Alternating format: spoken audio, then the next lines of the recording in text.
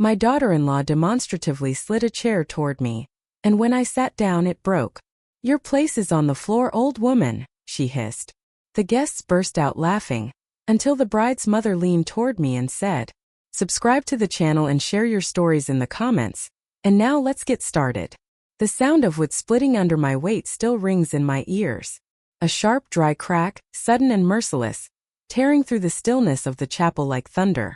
For a heartbeat there was silence, real silence, the kind where even the air seems to stop moving, before my body hit the stone floor. My knees slammed against the cold marble, the impact jolting up into my bones, my palms scraping raw as I tried to catch myself. Gasps fluttered like startled birds from the back pews. But they weren't gasps of concern. No, what followed was worse. A ripple of suppressed laughter, snickers pressed behind trembling lips, hands covering mouths, shoulders shaking.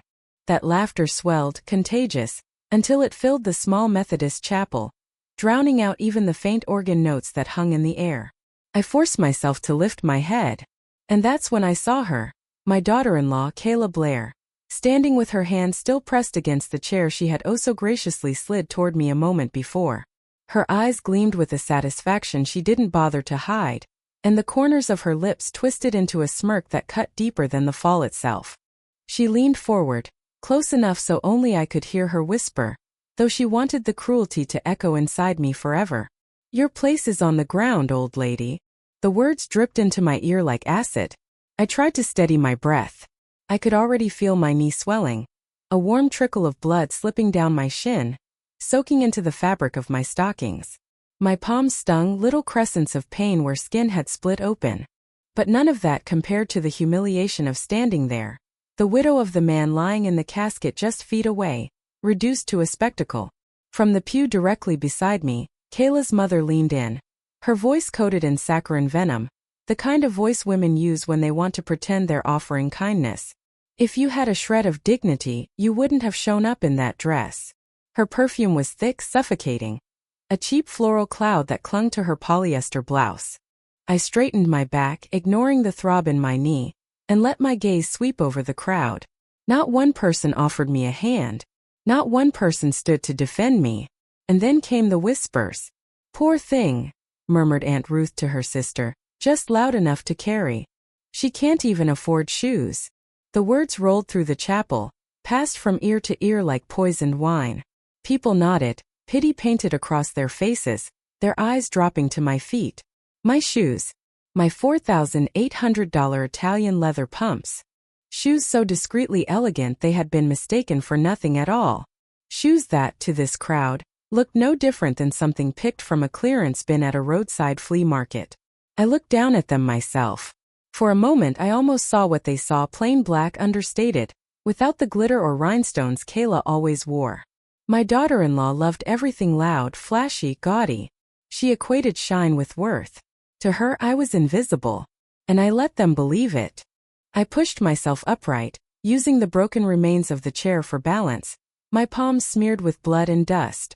The black silk of my gown fell back into place, unwrinkled, composed.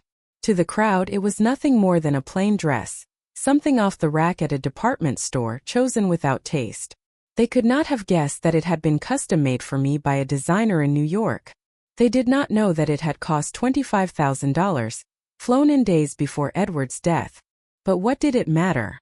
To them I was just Martha Cole, the aging widow. Nothing more. My son Daniel sat 3 rows ahead, his head bowed. Not in grief for his father, but in shame, I think, for me. He did not move. He did not lift his gaze. He did not say a single word. His silence roared louder than the whispers, louder even than Kayla's smirk. The organ resumed its slow hymn. The casket, polished dark wood, lay in front of the altar. My Edward. My husband of 40 years. A man who had built an empire with me in silence. A man who had always said, "Martha, when kindness is mistaken for weakness, that's when you act." The words pounded in my skull as I stood among the laughter. I wanted to scream. I wanted to throw the broken chair across the chapel. I wanted to remind every smug face in that room exactly who I was, exactly what I owned, exactly how many zeros sat behind my name. I wanted to tell them that the very handbags they envied in store windows came from factories I controlled, that the boutiques they strolled through on Bay Street bore my designs, my taste, my signature. Instead, I swallowed the scream. I wiped the blood from my knee with the inside hem of my gown and forced my lips into the faintest smile, because this humiliation was a gift. Yes, a gift. Every hissed whisper, every pitiful glance, every cruel remark carved itself into me like scripture. And I memorized it all. The way Kayla's mother tilted her chin, the way Daniel hunched his shoulders, the way the aunts smirked behind their hymnals. I memorized every face. Because fuel is nothing without fire. And in that chapel, with my husband's body lying still in the casket, I, Martha Cole, 68 years old, forgotten widow, humiliated mother, had just been handed enough fuel to burn the world down if I chose. I adjusted my gown, steadied myself on my bleeding knee, and sat in another chair. This one solid, this one unbroken. I folded my hands in my lap, my fingers raw and red, and let the hymn wash over me. To them I looked small. Defeated. A woman aging into poverty, shamed by her own family. But inside a storm was building. And when the storm breaks, it doesn't warn. It destroys.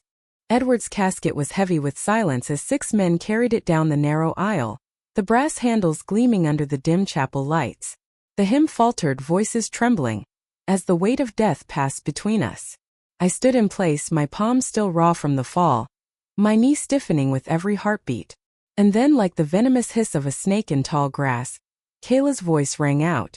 "Look," she said loudly enough for the entire row of her friends to hear. Her handbag straight off a clearance rack. A ripple of giggles spread across the pew. Sharp, shrill, the kind of laughter that feeds on cruelty. One girl cupped her hand to her mouth, eyes bright with mockery. Another tilted her head and said, "Daniel, buy your mom something decent. Poor thing." The coffin had not yet left the chapel, and already I was being dissected, measured, and dismissed. My handbag rested in my lap, a quiet thing, black calfskin, hand-stitched, one of only 10 made in Milan. To their eyes it was ordinary. To me it was a wee *p***n, the kind of understated luxury that whispered power instead of screaming it. Yet in that chapel, surrounded by those who believed wealth lived only in glitter, I might as well have been holding a plastic grocery bag. Kayla leaned toward me again at the memorial table. She placed a flimsy paper cup in front of me, the kind that buckled when filled with hot liquid. "Maybe skip the coffee," she said, her smile tight, her words sugar-coated poison. "You're too fragile." The word fragile clanged in my ears. Fragile. As though I were porcelain already cracked. As though my hands had never held the weight of ledgers thicker than her mortgage application. As though my body hadn't carried 2 children and decades of sacrifice. From across the table someone snickered. "Careful with the chairs, they're flimsy." The laughter bubbled again, cruel and juvenile. I pressed my palms together, feeling the sting of open skin against open skin. My daughter, Brooke, leaned close, her hand slipping into mine. "Mom," she whispered, voice trembling. Don't. As if speaking the truth, as if standing tall, would ruin what little dignity remained. I squeezed her hand back. Let them talk. Let them talk. The words were steady, though inside I was shaking. Each jab was a needle threading humiliation into me, stitch by stitch, weaving a garment of shame they thought I would wear forever. But I knew better. Each insult, each sneer, each mocking glance wasn't clothing, it was armor. And with every word they hammered it tighter around me. I sat through the memorial as though I were carved from stone. I let them see what they wanted. An aging widow, fragile, dressed poorly, drinking from a paper cup, sitting on the edge of shame. They did not see the ledger of their insults forming in my mind, the silent tally I was keeping with the precision of an accountant. Edward's coffin was carried out beneath the pale savannah sky, the sun catching the brass in brief flashes of gold. I followed in silence, Brooke beside me, Daniel ahead with Kayla clinging to his arm like a prize she had won. My son's shoulders were square, his jaw tight, but his silence was louder than anything Kayla said. The crowd followed, murmuring condolences that rang hollow. "I'm so sorry for your loss. He was such a good man. Stay strong, Martha." Their words fell like dry leaves, sound without weight, empty gestures thrown to mask their curiosity. Because while they mouthed sympathy, their eyes lingered on my gown, my shoes, my bag. They weren't grieving Edward, they were measuring me. At the graveside, The air was heavy with damp earth and the sharp scent of lilies. I stood at the edge of the open grave, watching as Edward was lowered inch by inch into the soil. The ropes creaked under the weight, and my heart clenched. 40 years. 40 years of building, sacrificing, protecting, and now silence. Kayla dabbed at her eyes with a tissue, loud sniffles echoing through the crowd, her performance impeccable. She leaned toward one of her friends, whispering just loud enough for me to hear. At least I looked like family. Not like that. That. Not her, not Martha, not mother-in-law. Just that. The word stripped me of identity, reduced me to an object. And still Daniel said nothing. My son, the boy I had nursed through fever, the boy whose shoes I had polished before his first job interview, the boy I had defended in school meetings when teachers doubted him, stood silent. When the service ended, hands brushed mine, condolences murmured, but not one pair of eyes held genuine warmth. I saw curiosity, pity, derision, but not love. Not the recognition of a woman who had given her life to family, to legacy, to silence. My phone buzzed as we walked back toward the cars. Pity texts from acquaintances, all variations of the same hollow script. So sorry, Martha. Stay strong. Thinking of you. If you need anything. He was a great man. Not one offered a hand. Not one stepped closer. They kept their distance as if grief were contagious. As we neared the church steps, Kayla's mother made her final strike. She looked me up and down, her gaze sharp as glass. Careful with the chairs, she said again, her voice dripping with mock pity. They're flimsy. The smirk that followed was shared with her daughter, the two of them bound in a conspiracy of cruelty. I said nothing. Brooke's hand squeezed mine again. Please, Mom. I lifted my chin and breathed deep. Edward's words rose in me once more, steady as scripture. When kindness is mistaken for weakness, that's when you act. And I knew. That day had come. But not here. Not among gravestones and lilies. Not before the vultures waiting to feast on my reaction. Here I would be silent. I would let them believe they had one. I would let them drink their fill of mockery, let them laugh and sneer and dismiss me. Because silence, when chosen, is not weakness. It is preparation. And I was preparing. By the time the last clod of dirt fell onto Edward's coffin, by the time the mourners drifted toward their cars, I was no longer the humiliated widow. I was a ledger being written, a storm being sharpened, a fire being fed. They thought they had seen me broken. But they had only seen the beginning. The world saw me drive away from Edward's funeral in a tired 2014 Honda Civic, paint dulled by salt air, the dashboard rattling faintly with every pothole on Bay Street. To them I was the image of widowhood. Modest, shrinking, frugal. They would have laughed at the thought of me owning anything finer. But the truth rode with me in silence. Because waiting in my garage at home, beneath a tarp that hadn't seen daylight in months, sat a Bentley Continental. Black, polished, immaculate. The car had been a gift from Edward on our 40th anniversary, delivered with champagne and roses. I never drove it into town. I never showed it at family gatherings. The Civic had always been my armor of invisibility. Let them believe what they wanted. I pulled into my condo complex. Simple brick, 3 stories, no frills. Neighbors waved politely, unaware of the empire that lived behind one locked door. I smiled back, unlocking my unit with steady hands, stepping into the quiet I had built around myself. In the living room, shelves lined with dusty novels, framed photos of Brooke and Daniel as children, and Edward's military medals greeted any visitor. It was the picture of modest middle-class life. But behind the third shelf on the right, behind the rows of novels I hadn't read in years, was the door to another world. A panel flush with the wall. A hidden latch beneath the binding of a book titled Savannah's Historic Gardens. One push and the shelf clicked forward, swinging open to reveal a narrow passage. Inside, my true office. The room hummed faintly with machines, servers stacked in the corner, dual monitors glowing on the desk, filing cabinets bolted to the wall. It smelled faintly of leather, paper, and the red wine I often poured while reviewing contracts at midnight. This was where my life truly lived. On the desk, 3 ledgers lay open. Boutique accounts, factory production schedules, supplier contracts. Each page was filled with the handwriting of decades, my handwriting. For years, Edward and I had built quietly. We had taken every insult, every dismissal, every assumption of poverty and turned it into leverage. While neighbors pitted us, while relatives mocked our modest condo, we had owned 9 boutiques across the Southeast and 2 textile factories overseas. And yet no one knew. Not Daniel. Not Kayla. Not even Brooke, not fully. Edward and I had chosen secrecy deliberately. Wealth can corrupt faster than poverty. We wanted our children to grow into people, not heirs. I crossed to the safe built into the wall and turned the dial. Inside were folders thick with documentation. Audits, security footage, taped calls. My arsenal. My insurance policy. I pulled one file free. The tab read, Blair, Kayla Sales Associate. Level 1. My lips tightened as I flipped it open. Her personnel file was a ledger of mediocrity. Base salary, $2,800 plus commission. 3 warnings for tardiness. 2 client complaints, both from women over 55, who described her tone as condescending and unprofessional. A note from her manager recommending probation. And yet, at the funeral, she had dared to sneer at my gown, my shoes, my bag. She had laughed while I sat bleeding on the chapel floor. She believed herself superior, untouchable. She did not know whose signature had placed her on the payroll in the first place.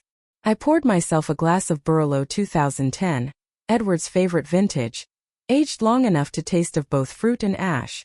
The wine slid down my throat like fire, steadying me. Then I sat at the desk, powered on my laptop, and began typing. To Janet Tillman, HR Director. Subject: Immediate review of employee Blair. The message was brief, precise, devoid of emotion. Janet, tomorrow morning I want a complete review of Blair's record. Pull time cards, security logs, client complaints, receipts. Do not alert her. We'll discuss further once you've compiled everything. M. Cole. I hit send. The screen reflected my face back at me, lined but steady. For years I had hidden behind silence, behind Edward's presence, behind the Civic and the modest condo. But humiliation has a way of peeling back skin until the raw truth is exposed.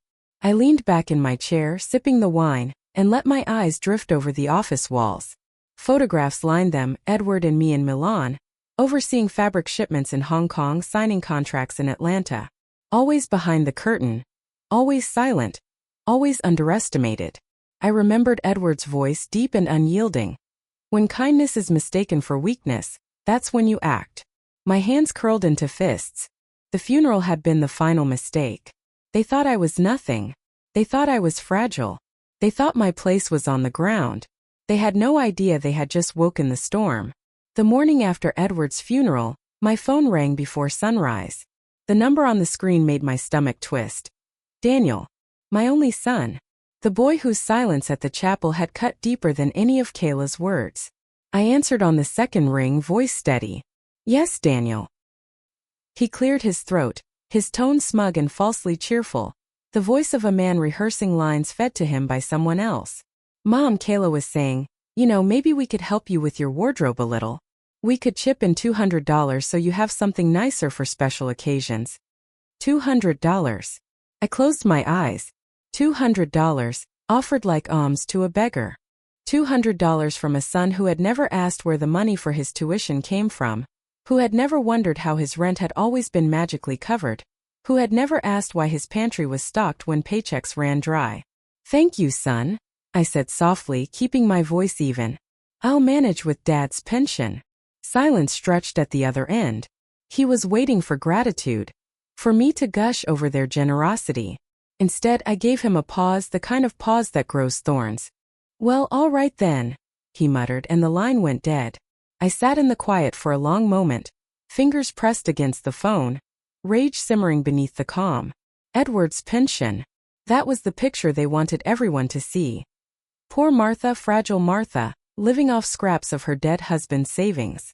Kayla weaving herself into the role of magnanimous daughter-in-law, offering charity to the woman she had humiliated in front of an entire chapel. But behind the mask of pity, I could smell desperation. I dialed my assistant, Estelle. My voice, when she picked up, was sharp as steel. Check the rumor about Kayla's promotion. Quietly. I want details before noon. Yes, ma'am, Estelle replied without hesitation. She had been with me 15 years, had learned to read the temperature of my voice like weather. Today, she would know a storm was gathering. I spent the next hours reviewing contracts in my hidden office, but my thoughts returned again and again to Daniel's call. His tone, smug, almost proud, told me everything. He thought he was managing me. He thought I was shrinking into weakness, leaning on their charity. He thought silence meant defeat. By noon, Estelle's message lit up my secure line. No promotion. Only talk of probation. Performance issues noted. My lips curved into the faintest smile. So the grand narrative Kayla had spun, rising star, soon-to-be manager, was nothing more than smoke. The truth was simpler. She was dangling at the edge of failure. I called Estelle again. Pull more. Their finances. Discreetly. I want a full review tonight. She did not ask why. That evening, as the sun bled gold across Savannah's rooftops, the report landed on my desk. I poured another glass of Barolo, opened the file, and began to read. Rent, $2,200 a month. Credit card debt, $26,000, spread across 4 cards. Car loan, $15,400, past due by 2 months. Utilities, unpaid for 60 days. Repeated salary advances requested by Kayla. And then the sharpest crack in the facade. A $210,000 mortgage application, currently under review. Listed under income, Kayla Blair. Expected promotion to store manager, $78,000 annually. Expected promotion. A fiction. A lie on paper. I leaned back in my chair, wine glass balanced in one hand, the report heavy in the other. The picture sharpened. The designer handbags Kayla flaunted, the luxury dinners, the manicured nails, they were bought on credit, stacked on a mountain of debt ready to collapse. Their smiles at family gatherings, their smugness at the funeral, all stitched together with overdraft fees and borrowed time. The facade was cracking. And still they had the arrogance to offer me $200, as if charity flowed from their hands. I set the glass down carefully. The wine shimmered in the lamplight, deep red, almost black. Edward's words rang again. When kindness is mistaken for weakness, that's when you act. I was acting now. The next day Daniel called again. His voice was lower, more careful. Mom, Kayla says you looked upset yesterday. She wants you to know she's only trying to help. Maybe you could come over for dinner this weekend? We'll cook for you. Dinner. A performance. An opportunity to parade their false benevolence in front of relatives and friends, to reinforce the picture. Poor widow, grateful mother, fragile Martha cared for by her shining son and his generous wife. I'll think about it, I said. My voice gave nothing away. After the call, I phoned Estelle once more. Schedule a discreet meeting with Diane at the Bay Street flagship. I'll be there Friday. Do not alert Kayla. Yes, ma'am. Friday. That would be the day. For now I allowed them their smokescreen. I allowed them their little play of charity, their whispered boasts about helping me, their lies about promotions and salaries. Let them weave their illusion, because behind their curtain of smoke, I was already striking the match. Friday arrived dressed in a veil of humidity. Savannah's air pressed against the skin like damp cloth, heavy, relentless. I left the Civic in its usual corner space, the one that groaned with weeds, and walked the few blocks toward Bay Street. The city was awake with tourists and the soft click of heels against cobblestone, but inside me there was only stillness. My boutiques had always been temples of restraint. Light falling through tall glass, marble floors polished to a mirrored sheen, racks lined with silk and cashmere. A place where true wealth knew it could whisper rather than shout. And yet, that Friday morning, I stepped through those glass doors not as owner, not as patron saint of elegance, but as a shadow among customers. The bell chimed above me, a sound I had paid for, designed to be delicate, like a silver spoon striking crystal. Behind the counter, Kayla stood with a phone to her ear, laughing. Loudly. The kind of laugh meant to announce itself to the room. My mother-in-law, she drawled into the receiver, not noticing me, has zero taste. At the funeral she wore some rag worth maybe $100. She giggled, covering the mouthpiece but not her words. I swear she looked like a thrift store ghost.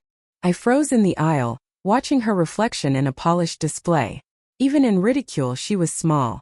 Her voice had the brittle edge of someone whose confidence came from borrowed things, Credit cards, debts, borrowed last names.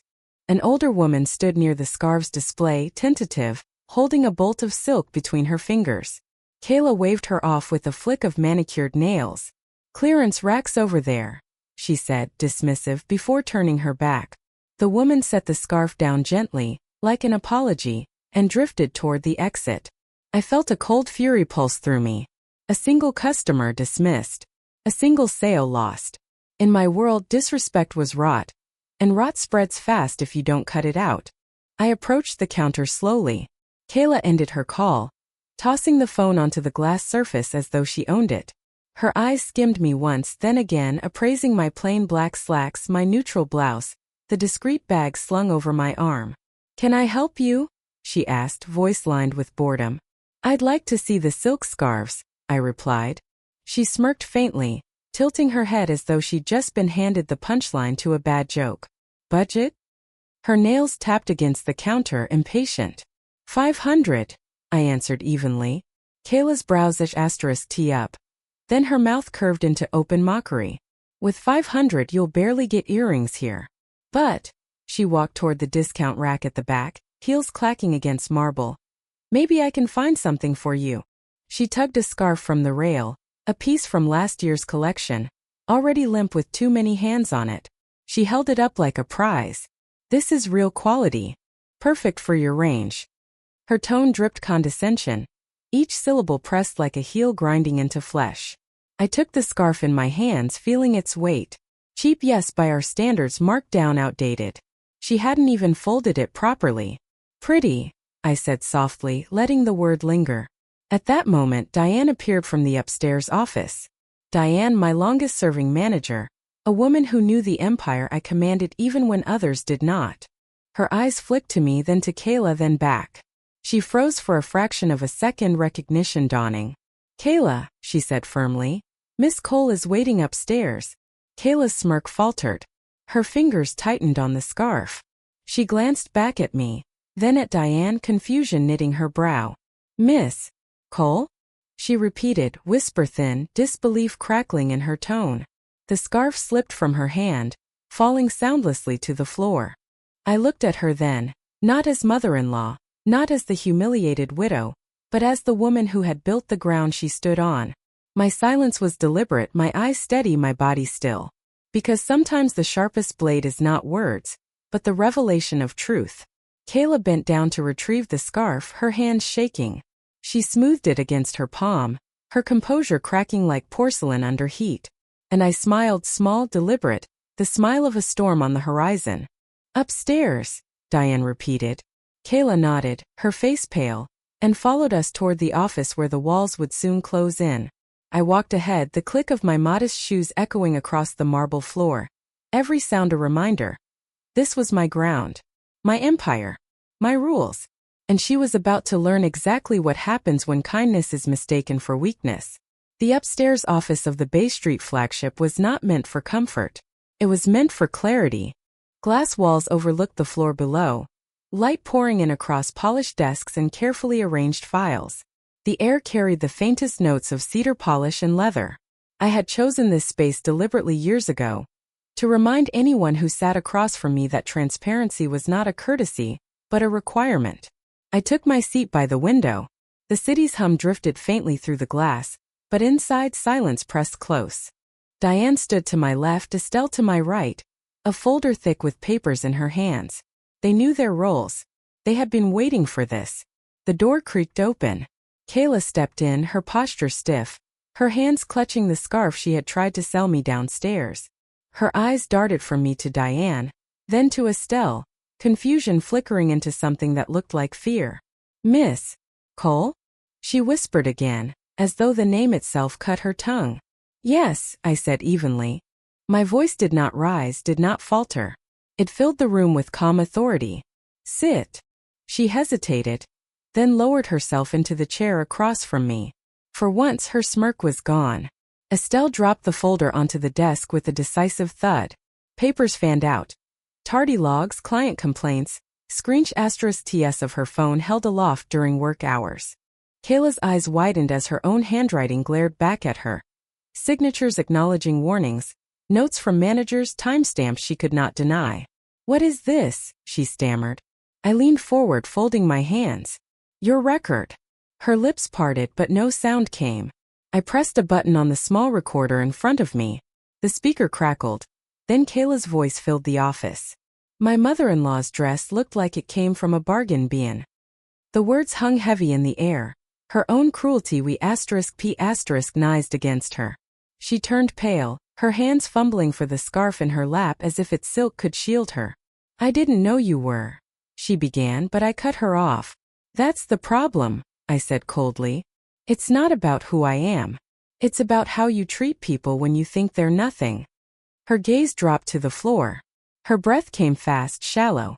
Diane stepped forward, her voice steady. We also have footage from the funeral. Your laughter. Your remarks. Recorded in front of customers. Witnesses will attest. Kayla's head jerked up, her eyes wide. That was private. Family. No, I interrupted. There is no such thing as private cruelty. Every word you spoke that day dripped poison into the air. And poison, Miss Blair, spreads. She sank lower in the chair, her nails biting into the silk of the scarf.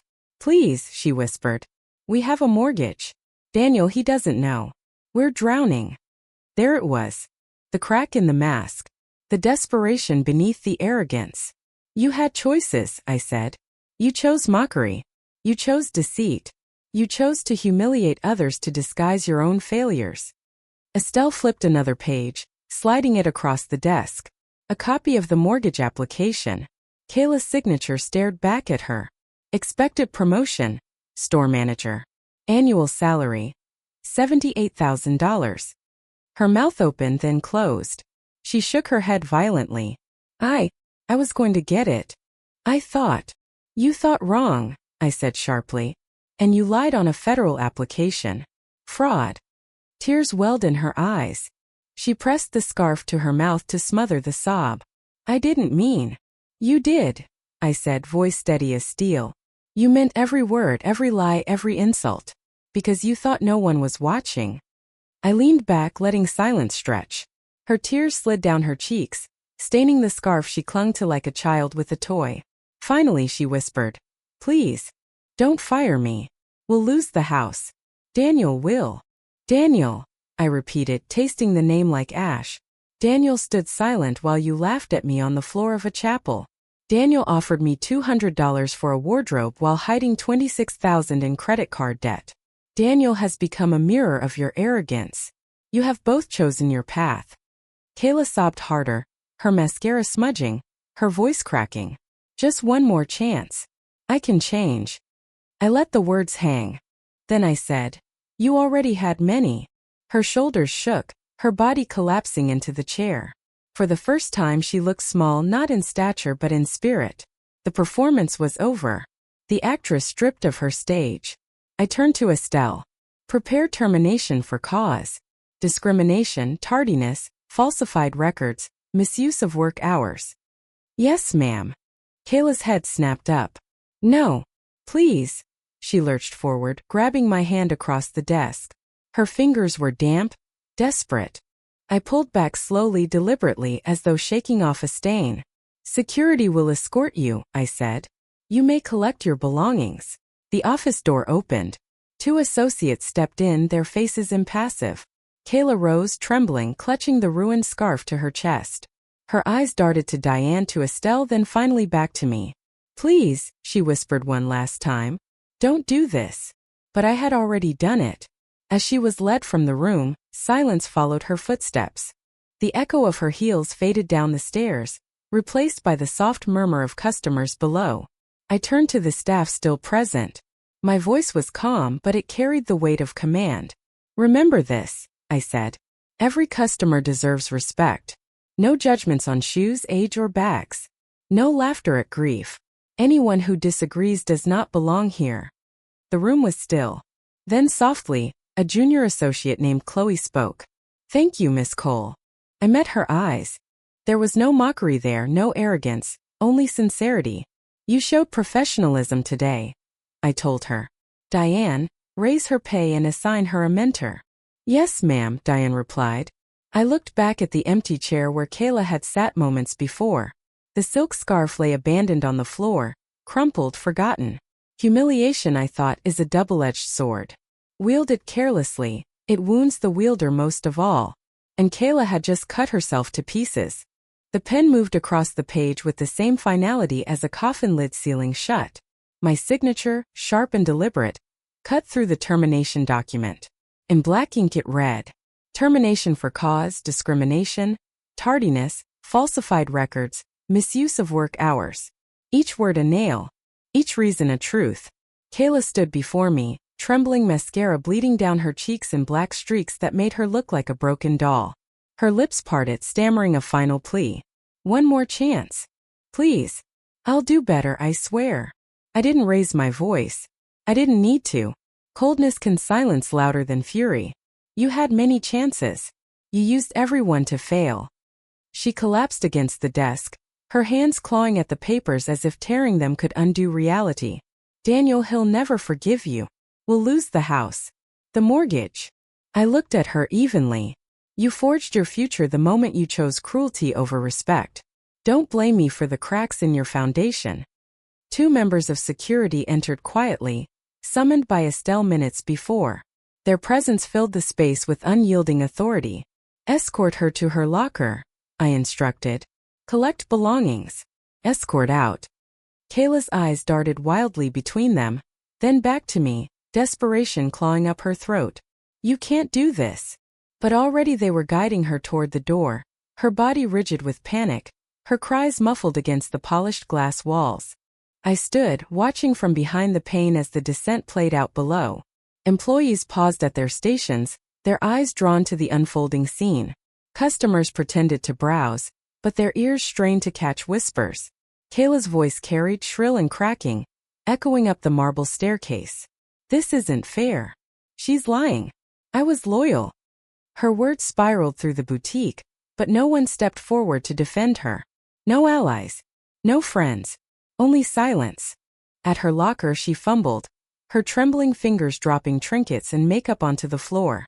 She shoved belongings into a tote with frantic motions, tears dripping onto silk she could no longer afford. The scarf she had clutched so desperately minutes before was left behind, abandoned like a discarded mask. When the security guards took her by the elbows, guiding her through the lobby, every associate turned to watch. And in their faces I read something clear: recognition. Not pity, not fear, recognition of justice delivered.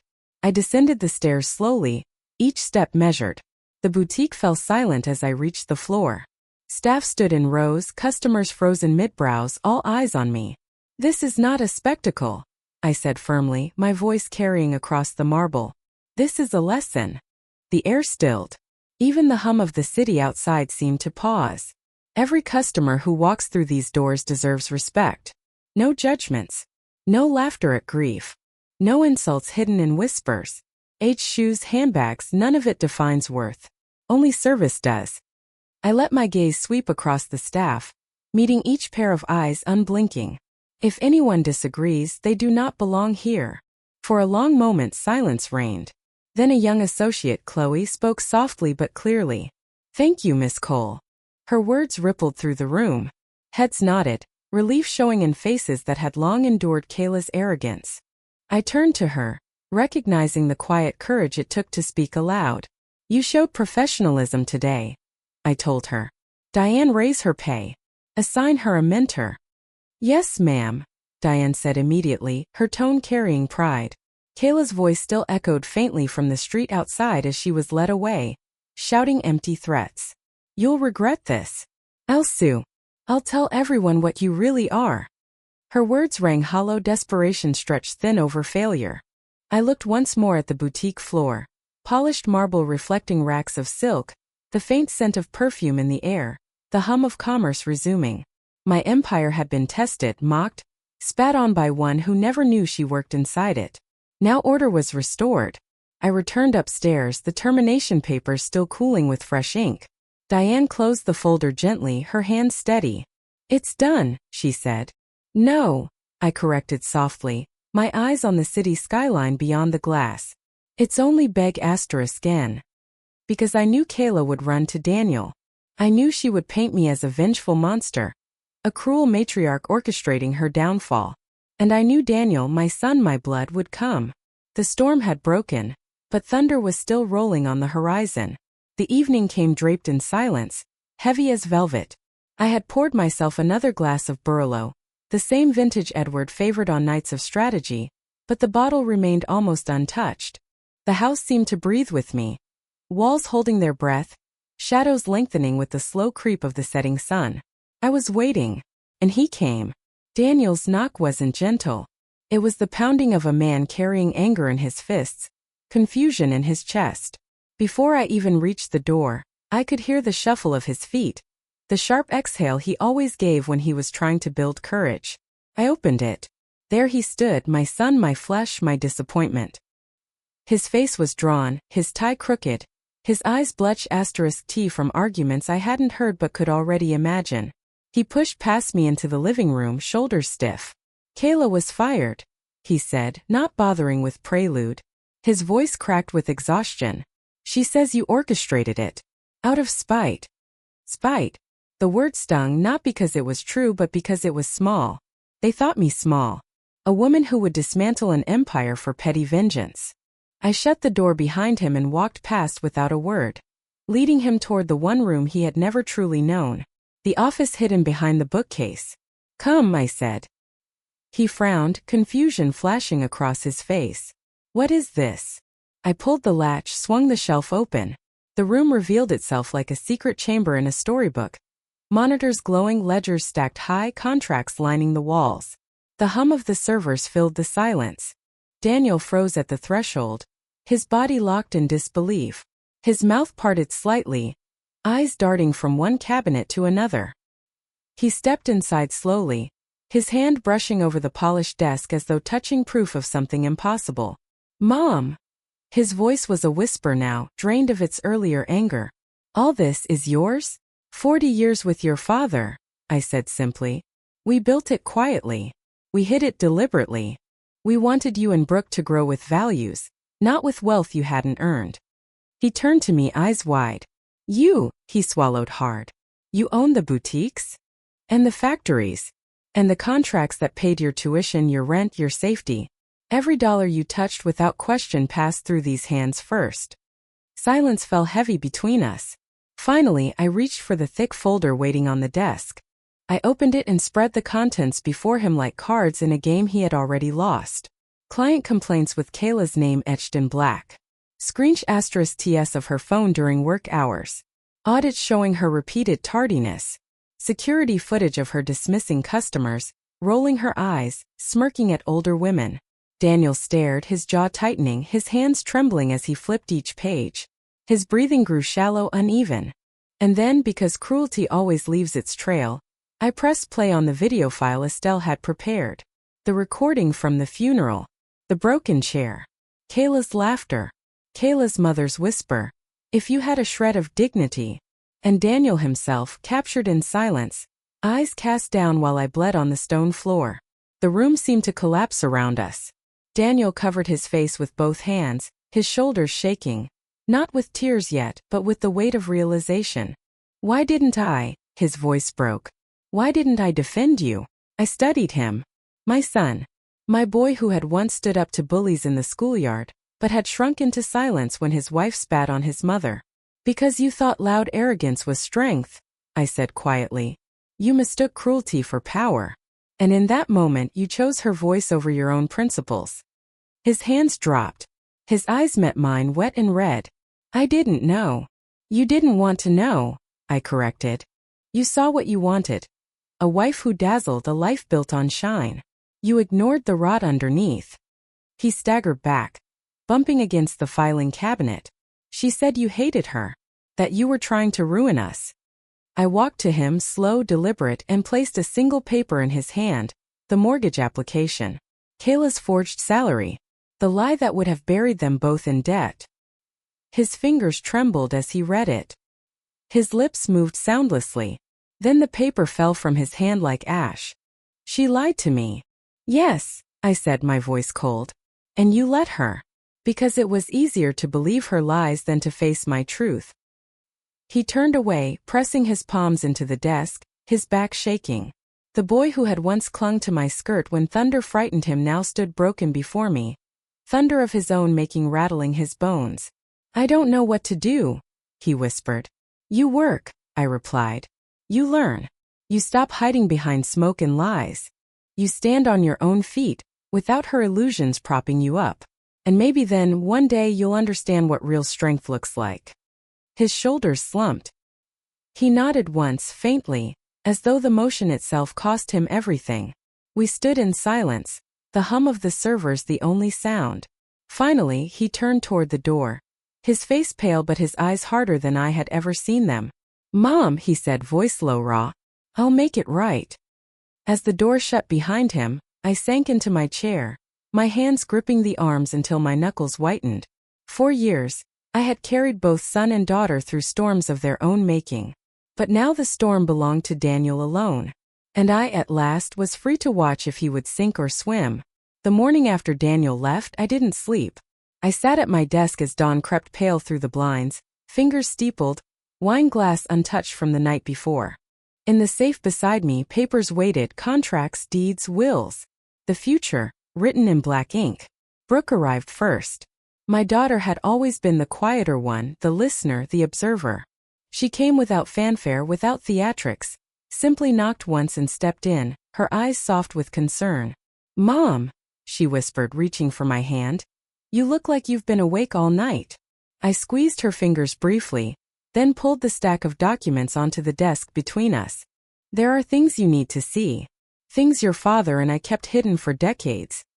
Her brow furrowed, but she sat, folding her hands patiently. I spread the inheritance papers across the wood, letting the weight of them fill the room. "You'll get properties and investments," I said, my voice even. "But 20% of all profit will fund scholarships for local children. Non-negotiable. This wealth must lift others, not just us." Brooke's lips parted. For a moment, silence filled the space between us, heavy with the enormity of what I had placed in her lap. Then she nodded, eyes bright with conviction. "Yes, Mom. Of course. That's what Dad would have wanted."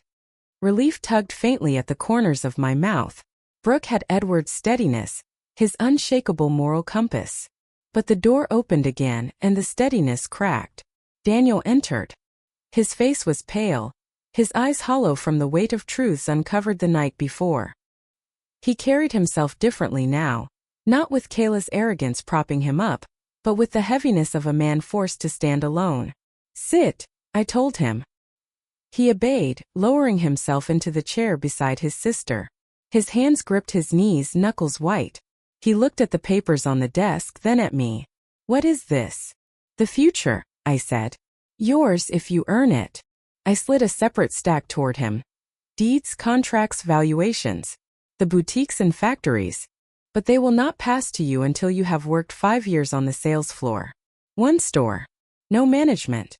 No shortcuts. You will work your way up, as every stranger who joins us must." His face blanched. 5 years? On the floor? Yes. Selling scarves, folding sweaters, smiling at customers. Earning every promotion with your own sweat. He opened his mouth, then shut it again, his throat working. Finally he whispered, "Why?" "Because wealth without labor rots the soul," I said. "Because you stood silent while your wife mocked your mother's bloodied knees. Because you thought arrogance was strength. You will unlearn that, or you will inherit nothing." The words cut him, and I let them. Brooke watched silently, her eyes flicking between us, the air thick with tension. Finally she broke the silence. "What about me?" "You inherit the properties," I said. "And the scholarship fund. You will manage the charitable trust. You will ensure that no child in Chatham County is denied education because their parents cannot pay." Her chin lifted, pride blooming in her eyes. "I'll do it. I promise." Daniel's hands clenched tighter. He exhaled shakily. "Fine. I'll do it too." But I saw the crack in his voice, the bitterness he tried to mask. "Not for me," I warned. "Not for approval. For yourself. Or you'll fail." The room went quiet. Papers rustled faintly in the air from the ceiling fan, like whispers of judgment. Then Daniel's phone buzzed. He snatched it from his pocket, and Kayla's name glared across the screen. His jaw tightened, but he answered. Her voice was shrill, tinny through the speaker. You coward. You sat there and let her destroy me. You didn't fight for us. Daniel's knuckles whitened. Kayla, I'll tell everyone your mother's a monster, she screamed. I'll ruin her reputation. I'll make sure nobody shops at her stupid stores again. The words echoed in the room, venomous, desperate. Daniel closed his eyes. Then slowly, deliberately, he pressed end call. The silence that followed was louder than her threats.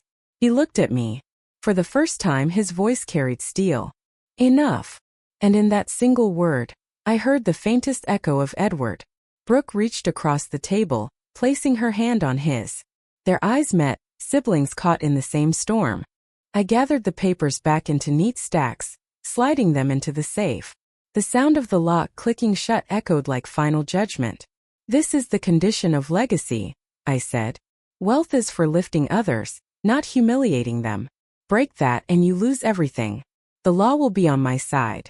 The contracts are binding. Brooke nodded firmly. Daniel exhaled, shoulders slumping, but he didn't argue. For the first time in years, I felt the faintest crack of light inside the storm. The smokescreens were gone. The illusions were broken. Now there was only truth, and the price of earning it. They came on a Tuesday. The air outside was swollen with summer heat. Cicadas screaming in the magnolias. Inside headquarters, the air conditioning hummed over the low rhythm of keyboards and phones. My staff moved with their usual precision. Files passed hand to hand, whispers muted in professional tones. And then the glass doors burst open. Kayla. Her heels struck the marble like hammer blows. Behind her, dragging along with the same self-righteous swagger, was her mother. Together they looked like soldiers marching into battle, but their armor was cheap perfume and desperation. Reinstate me, Kayla spat the moment she saw me in the lobby, or we'll tell everyone your stores mistreat the poor. The words cracked across the room. Associates froze mid-step, files clutched to their chests, pens hovering above paper. I did not rise from my chair. I had chosen to wait in the lobby that morning deliberately, the better to meet storms head-on. I folded my hands on the armrest, my posture calm, regal, immovable. Estelle appeared at my side within seconds, silent as a shadow, carrying a thick folder bound in black. Without a word, she placed it in my lap. I lifted the cover. Is that your threat? I asked Kayla, my voice carrying just enough for the staff to hear. That my stores mistreat the poor? Yes, her mother hissed, eyes narrowed to slits. And we'll shout it in every paper, every corner of Savannah.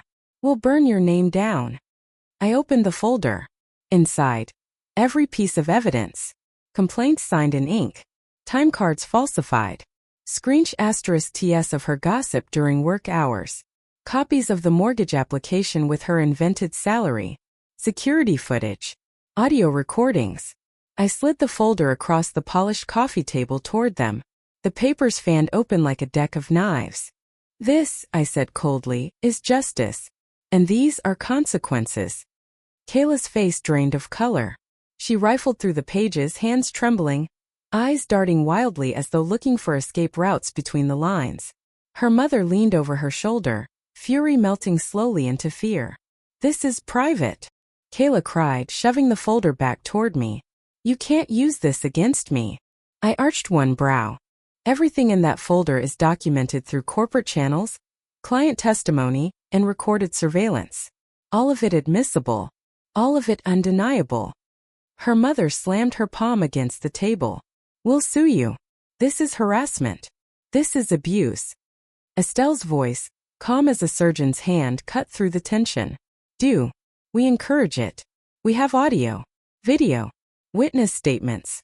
It would be enlightening to see it all presented before a judge. The silence that followed was suffocating. Kayla's bravado cracked. Her shoulders sagged, her eyes welled. She dropped into the chair opposite me like a marionette whose strings had been cut. Please, she whispered, her voice raw. At least give me a trainee job. Just enough so we can keep the mortgage. Please. Her mascara smudged, streaks of black running down her cheeks. She looked less like the queen she had once pretended to be and more like a child caught stealing. No. The word left my lips like a verdict. She flinched. Her mother leaned forward, teeth bared. She's your family. You can't turn your back on her. I met her gaze, unblinking. Family does not humiliate you in front of your husband's coffin. Family does not shove you onto stone and laugh while you bleed. Family does not forge salaries on federal applications to buy houses they cannot afford. Do not speak to me of family. Kayla's sob broke the air.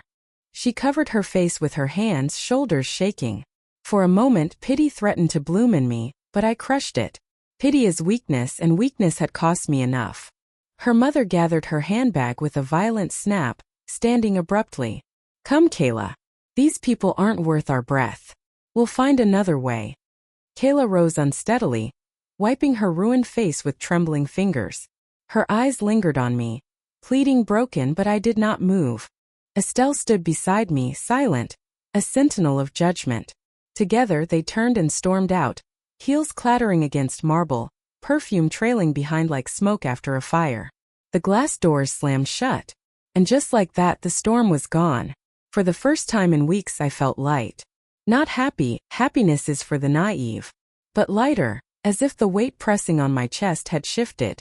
Around me, staff began moving again, murmuring softly, their eyes bright with something more than fear. Respect. Relief. Loyalty. I rose from my chair, smoothing the silk of my blouse, and looked out through the glass doors where the two women had vanished into the sweltering savannah heat. They had come to destroy me with lies. They left crushed beneath the weight of their own truths. A week later Daniel came to me again. He did not storm this time, did not carry Kayla's voice on his shoulders.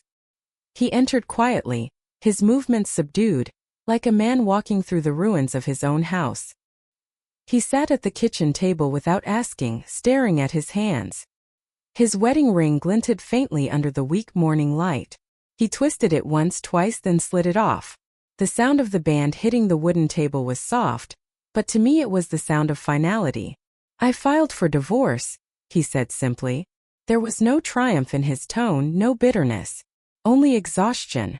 Painful, yes, but freeing. I could see it even as his shoulders slumped under the weight of shame. The silence that followed was not suffocating but cleansing, like the air after a storm. He rubbed his face, speaking into his palms. I don't even recognize who I became with her. I thought she made me stronger, but all she did was make me small. I did not reach for his hand. Sympathy would have weakened the clarity he had finally found. Instead, I poured him a glass of water and said, "So now you will rebuild. From the ground up." And rebuild he did. 2 days later, Daniel stood in the Wilmington Island store, not as the heir he once believed himself to be, but as a sales clerk. His name tag bore no distinction, his tasks no special treatment. Fold, greet, sell, repeat. The first weeks were brutal. His back ached from standing 10 hours on polished floors. His palms stung from hanging sweaters. His smile faltered under the indifference of customers who did not care about his history, his losses, or his grief. One evening he came to me after closing, sweat darkening the collar of his shirt. He dropped into the chair across from me, groaning. "Hardest job I've ever done," he muttered. "And the best." I raised a brow. "Explain." He sighed, leaning back. "A widow came in today. Her sweater was pilled, her shoes old, her hair tied back like she hadn't cared for herself in weeks. My old instincts told me, clearance rack. That's what Kayla would have said. But instead, I gave her the full tour. I treated her like she was wearing diamonds. She bought a $39 scarf." His eyes softened, and she left smiling, like she'd been seen. That smile, it was worth more than any commission check. For the first time in months, I felt something stir in me that was not bitterness, pride. Real pride. The kind a mother carries when her child finally learns the lesson she taught in silence all along. Meanwhile, Brooke had taken her inheritance and run with it, as if the papers I handed her had been fire and she was determined to spread it into light. She launched the scholarship fund within a month. 12 children in Chatham County received their first grants. Children whose parents had scrubbed floors, stocked shelves, and stitched fabric for the boutiques I owned. For once, the circle closed cleanly. "Mom," she said over coffee one morning, sliding photographs across the table. "Look at them. Smiling faces of children holding books, wearing backpacks, standing taller than their years. She beamed as she spoke, her voice carrying Edward's gentleness. Dad would be proud, don't you think? Yes, I said, my voice steady though my throat tightened. He would. And for once I allowed myself a moment to believe in that word, proud. At headquarters, Chloe thrived under Diane's mentorship. Within weeks, she was handling high-profile clients, her poise sharper, her confidence growing. When I saw her assisting an elderly customer with the patience and grace Kayla had never known, I called her into my office. You've grown, I told her. Her cheeks flushed. Because someone gave me a chance. Remember it, I said. And when you're in a position to do the same for others, you will. She nodded, her eyes shining with the kind of loyalty that cannot be bought, only earned. Daniel's divorce moved forward with brutal efficiency. Kayla screamed, threatened, wept, but the papers carried my lawyer's signatures, not hers. The footage, the complaints, the audits, all we *P***ness in my arsenal, cut through her every claim.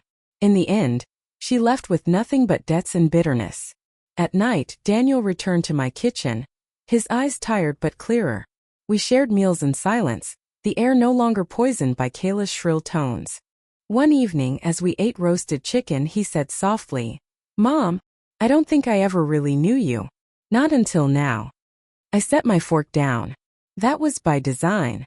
Your father and I wanted you to grow into yourself, not into our wealth. But now you've seen the truth. What you do with it, that will define you. He nodded, staring into his plate as if reading scripture there. And so slowly, painfully but undeniably, growth began. Not joyous, not soft. Growth born of scars, of humiliation, of broken illusions. For the first time in years, I saw both my children walking paths of their own choosing. One building through compassion, the other through hard-earned humility. And I, at last, stood not as a widow crawling from humiliation, but as the matriarch of a legacy built on fire. Fall arrived in Savannah quietly that year. The air softened, carrying the crisp scent of pine and the faint smoke of fireplaces rekindled after summer's suffocating heat. The city slowed, leaves skittering across cobblestone streets, the river gleaming under a sky drained of summer's violence. It was in this gentler season that Kayla called me. Her number lit my phone like a ghost I had already buried. For a moment I considered ignoring it as I had so many times before.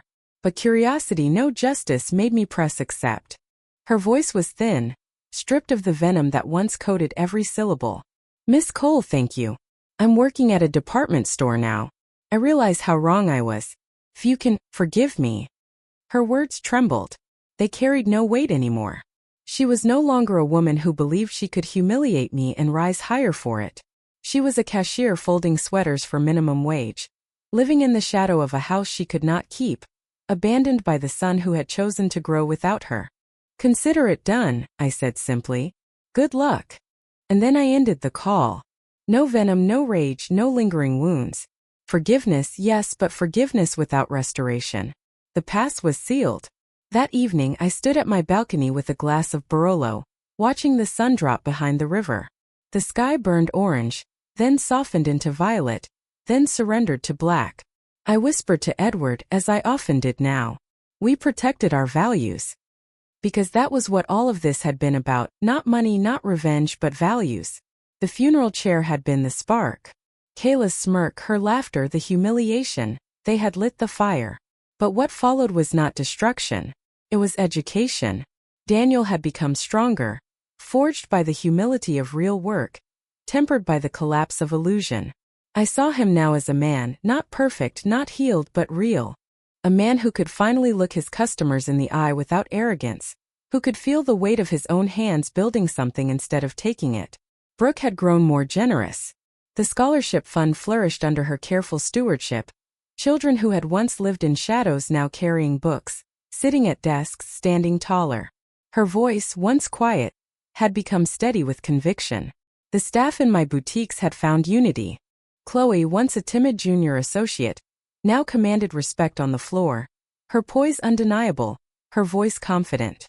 Diane thrived as the mentor I had always trusted her to be, guiding the younger ones with the discipline and grace Kayla had mocked. And I, Martha Cole, widow, mother, businesswoman, stood scarred but unbroken. I sat at my desk that night and opened my leather-bound notebook. On its first page were notes written years ago with Edward, the blueprint of our empire. On its last page I wrote one final line. No one has the right to measure another's worth by the price of their clothes. True elegance is how you treat those who can do nothing for you. I closed the book. The broken chair at the funeral had been a humiliation, yes. But humiliation when born in silence becomes memory. And memory when sharpened becomes we*p*n. That chair had not shattered me. It had forged me. Daniel once told me he felt like he had lost everything. But what he lost was only illusion. What he gained was dignity. Kayla once believed she was rising, but what she was climbing was a ladder built of lies. And ladders of lies always collapse. In the end there was no vengeance. Only truth revealed quietly, ruthlessly. I poured the last of the wine, lifted the glass to the dark horizon, and spoke aloud, though no one was there to hear. To peace carved from pain. To legacy built on fire. To freedom paid in scars. And then I drank. For the first time in decades, the silence that followed was not heavy. It was clean. The world no longer measured me by widowhood, by fragility, by shoes mistaken for flea market finds. I had burned every illusion, every smokescreen, every mask. What remained was iron. And iron does not bend,